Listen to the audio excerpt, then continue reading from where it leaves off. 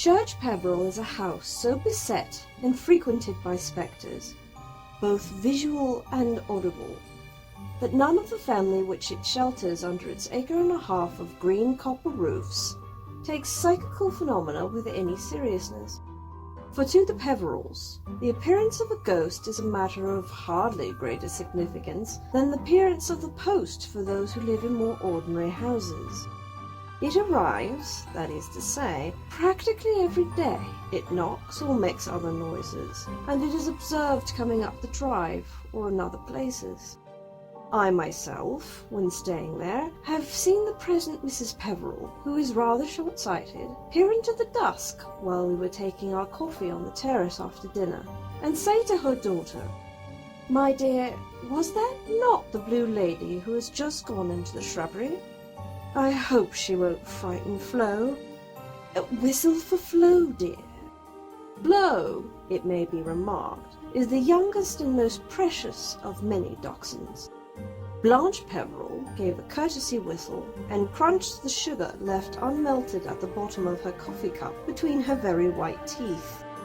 "Oh, Mother, Flo isn't so silly as to mind," she said.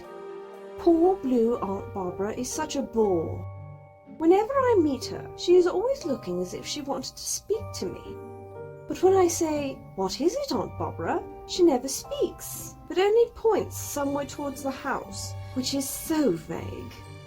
I believe there was something she wanted to confess about 200 years ago, but has forgotten what it is."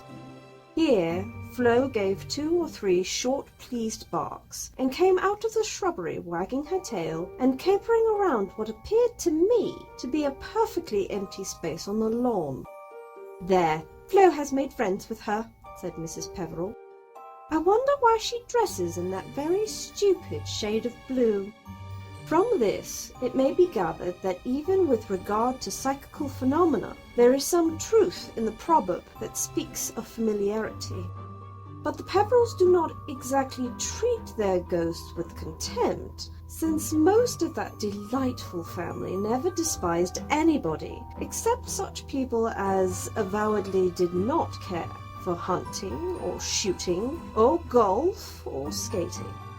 And as all of their ghosts are of their family, it seems reasonable to suppose that they all, even the poor blue lady, excelled at one time in field sports.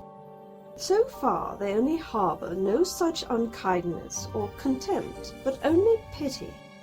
Of one Peveril, indeed, who broke his neck in vainly attempting to ride up the main staircase on a thoroughbred mare after some monstrous and violent deed in the back garden, they are very fond, and Blanche comes downstairs in the morning with an eye unusually bright when she can announce that Master Anthony was very loud last night. He, apart from the fact of his having been so foul a ruffian, was a tremendous fellow across country, and they like these indications of the continuance of his superb vitality. In fact, it is supposed to be a compliment when you go to stay at Church Peveril to be assigned a bedroom which is frequented by defunct members of the family.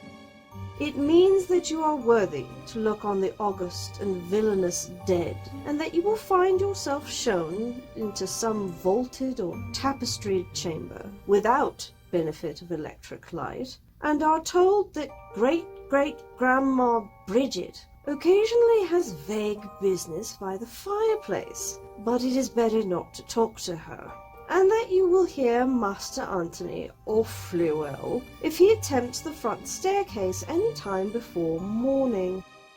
There you are left for your night's repose, and, having quakingly undressed, begin reluctantly to put out your candles. It is draughty in these great chambers, and the solemn tapestry swings and bellows and subsides, and the firelight dances on the forms of huntsmen and warriors and stern pursuits. Then you climb into your bed, a bed so huge that you feel as if the desert of the Sahara was spread for you, and pray, like the mariners who sailed with St. Paul, for daylight. And all the time you are aware that Freddie and Harry and Blanche and possibly even Mrs. Peveril are quite capable of dressing up and making disquieting tappings outside your door, so that when you open it, some inconjecturable horror affronts you. For myself, I stick steadily to the assertion that I have some obscure disease of the heart, and so sleep undisturbed in the new wing of the house, where Aunt Barbara and great-great-grandma Bridget and Master Anthony never penetrate. I forget the details of great-great-grandma Bridget, but she certainly cut the throat of some distant relation before she disemboweled herself with the axe that had been used at Agenham Court.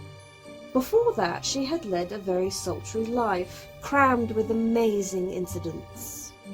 But there is one ghost at Church Peveril at which the family never laugh, in which they feel no friendly and amused interest, and of which they only speak just as much as necessary for the safety of their guests.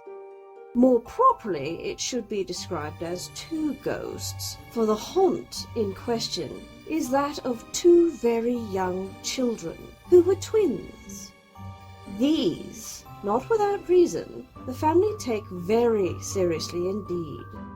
The story of them, as told me by Mrs. Peveril, is as follows. In the year 1602, the same being the last of Queen Elizabeth's reign, a certain Dick Peveril was greatly in favour at court. He was brother to Master Joseph Peveril, then owner of the family house and lands, who 2 years previously, at the respectable age of 74, became father of twin boys, firstborn of his progeny.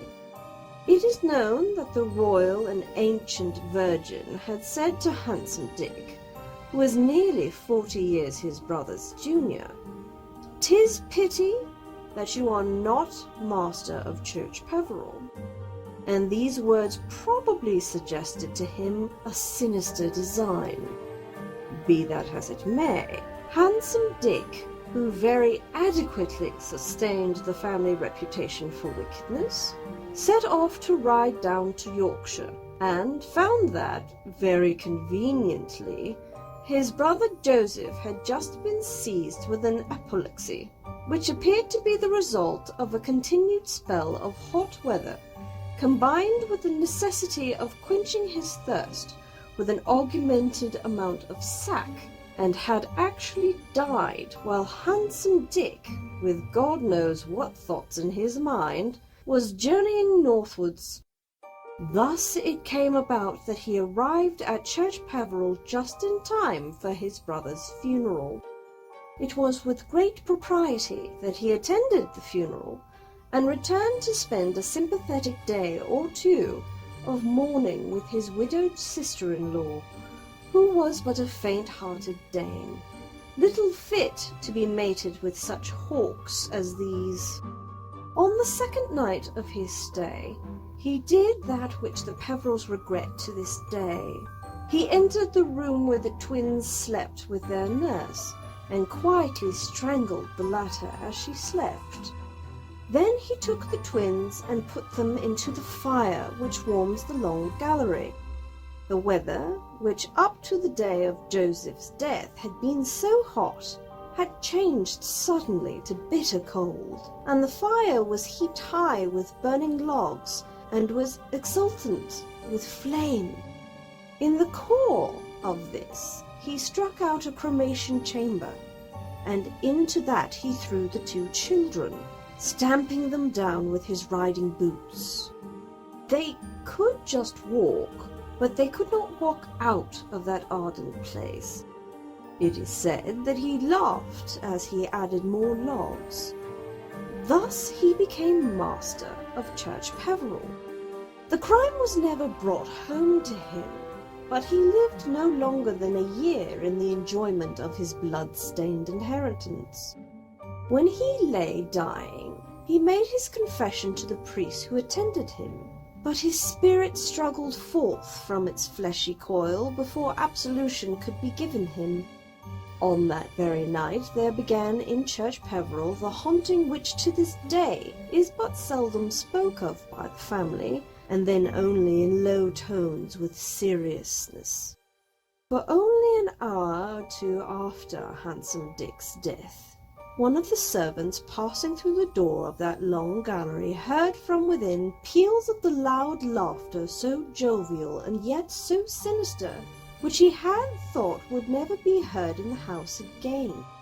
In a moment of that cold courage which is so nearly akin to mortal terror, he opened the door and entered, expecting to see he knew not what manifestation of him who lay dead in the room below. Instead, he saw two little white-robed figures toddling toward him, hand in hand, across the moonlit floor. The watchers in the room below ran upstairs, startled by the crash of his fallen body, and found him lying in the grip of some dread convulsion. Just before morning he regained consciousness and told his tale. Then, pointing with trembling and ashen-grey finger towards the door, he screamed aloud, and so fell back dead.